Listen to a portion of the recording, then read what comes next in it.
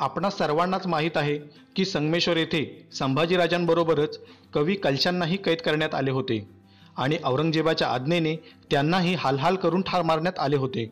आजच्या व्हिडिओतून आपण कवी कलश महाराष्ट्रात कधी आले, ते संभाजीराजांचे विश्वासू कसे बनले, त्यांचे स्वराज्यातील योगदान कसे राहिलेले होते आणि त्यांच्यावर फितुरीचे आरोपही झाले होते, या सर्वांची माहिती घेणार आहोत।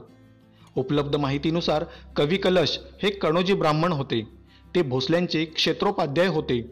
कवी कलशांविषयी माहिती देताना मोगली इतिहासकार खाफीखान म्हणतो की शिवाजी महाराज जेव्हा आग्र्याहून सुटून आले तेव्हा राजांनी कवी कलशांकडे बाल संभाजीराजांना सोपवले। काही पैसे देऊन सांगितले की आम्ही स्वराज्यात सुखरूप पोहोचल्यावर पत्र पाठवतो, तेव्हा तुम्ही शंभूबाळांना घेऊन या। मराठी बकरीत शंभूराजांना घेऊन कृष्णाजी विश्वासराव महाराष्ट्रात घेऊन आल्याचे सांगितले आहे, तर खाफीखान शंभूराजांना कवी कलश घेऊन आल्याचे सांगतो। मराठ्यांच्या इतिहासाचे अभ्यासक डॉक्टर वसंतराव मोरे यांनी सादर केलेल्या राजस्थानी रेकॉर्डमधील पुराव्यानुसार उत्तर भारतातील पंडित कवी कलश यांना शिवाजी महाराजांनीच आश्रय दिला होता आणि इतर अनेक पंडितांबरोबर कवी कलशांनाही आपल्याबरोबर आग्र्याला नेले होते। अणुपुराणकर्ता म्हणतो की कवी कलशांनी शृंगारपुरात युवराज संभाजीराजांचा कलशाभिषेक घडवून आणला, म्हणजेच शृंगारपूरच्या वास्तव्यातच कवी कलश आणि संभाजीराजांचे संबंध अधिक घट्ट झाले असले पाहिजेत।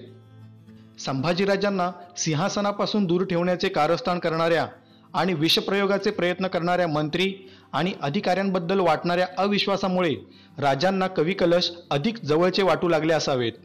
इसवी सन 1683 मध्ये छत्रपती संभाजीराजांनी कवी कलशांना कुलएख्तियारी दिली। कुलएख्तियार म्हणजे कारभाराचे अध्यक्ष किंवा जे महत्त्व स्वराज्याच्या पेशव्यांना होते तेच महत्त्व या अधिकारपदामुळे कवी कलशांना प्राप्त झाले। इसवी सन 1684 मध्ये छंदोगामात्य या पदाचा पहिला उल्लेख आढळतो, तर कवी कलशांच्या स्वतंत्र मुद्रेचा उल्लेख इसवी सन 1685च्या पत्रात केलेला आढळतो।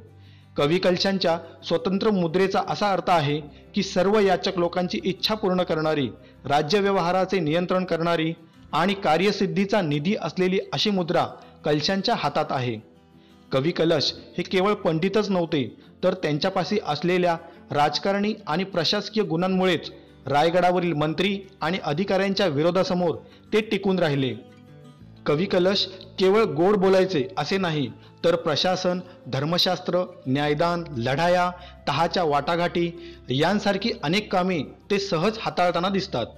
राजा रामसिंह, पोर्तुगीज, इंग्रज आणि छत्रपती संभाजीराजांमध्ये झालेल्या राजकीय घडामोडीत कवी कलशांचा मोठा वाटा राहिलेला आहे। कवी कलश फक्त राजकारणात लक्ष न देता युद्धाच्या आघाडीवरही जात असत। इसवी सन 1685 मध्ये रायगडावर हल्ला करण्यासाठी पुण्याहून निघालेला मोगली सरदार शाब्दी खान जेव्हा बोरघाट उतरून गांगोलीला छावणी करून थांबला होता, तेव्हा संभाजीराजांच्या आज्ञेने कवी कलशांनी या शाब्दी खानावर हल्ला करून त्याला पळवून लावले होते। संभाजीराजांनी कवी कलशांना विजापूरकरांना मदत करायला सांगितली, तेव्हा कवी कलशांनी पन्हाळगडावर जाऊन तेथून फौजा पाठवण्याची व्यवस्था केली होती। संभाजीराजांचे अनेक स्वामिनिष्ठ सेवक होते, त्यातीलच एक कवी कलश।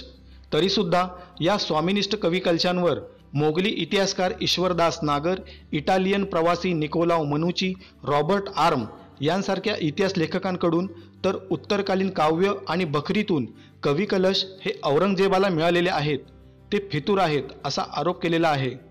परंतु समकालीन मराठी साधनात कुठेही कवी कलशांच्या फितुरीचा उल्लेख आलेला नाही। फक्त मराठी कागदपत्रेच नाही, तर मोगलांचे दुसरे इतिहासकार खाफीखान, साकी मुस्तैद खान, भीमसेन सक्सेना हे कवी कलश फितूर झाले होते हे सांगत नाहीत। खाफीखान तर म्हणतो की संभाजीराजांच्या शूर सोबती सल्लागारातील एकनिष्ठ प्रधान म्हणजे कवी कलश। मनुची, रॉबर्ट आर्म, ईश्वरदास नागर यांनी कवी कलशांना इकडून तिकडून ऐकलेल्या गोष्टींवर म्हणजेच बाजार गप्पांवर विश्वास ठेवून फितूर असल्याचे लिहून ठेवले आहे। उपलब्ध झालेल्या कागदपत्रांवरून कवी कलश त्यांची कामे चोखपणे करताना दिसतात। राजांशी जरी जवळीक असली तरीही त्याचा गैरफायदा ते घेत नाहीत। ते मोगलांना फितूर होते किंवा त्यांनी संभाजीराजांना पकडून दिले अशी जराही शंका या कागदपत्रातून येत नाही। शेवटच्या श्वासापर्यंत स्वराज्याशी आणि छत्रपती संभाजीराजांशी एकनिष्ठ राहून त्यांनी देहदंडही सोसला।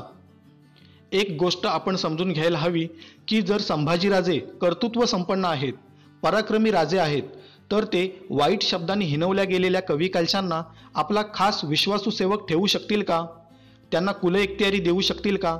सारख्या विचारांचे, सारख्या ध्येयांचे लोक एकमेकांच्या जसे जवळ येतात तसेच कवी कलशांकडेही काही श्रेष्ठ गुण असतीलच ना. म्हणून तर राजांनी त्यांच्यावर विश्वास ठेवला असेल.